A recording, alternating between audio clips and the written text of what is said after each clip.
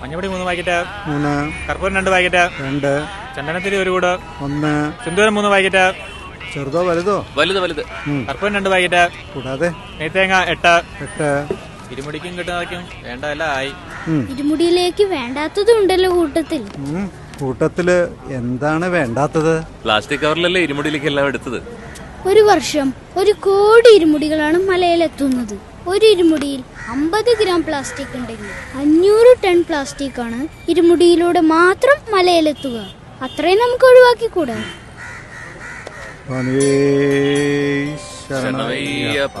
വർഷാവർഷം 1 കോടിയിലധികം ഇരുമുടികൾ എത്തുന്ന ശബരിമലയിൽ ഒരു ഇരുമുടിയിൽ 50 ഗ്രാം പ്ലാസ്റ്റിക് ഉൾപ്പെട്ടാൽ അത് ഏകദേശം 500 ടൺ കവിയും. ഇരുമുടി പരിശുദ്ധമാണ്, അതിൽ പ്ലാസ്റ്റിക് പെടാതെ സൂക്ഷിക്കുക.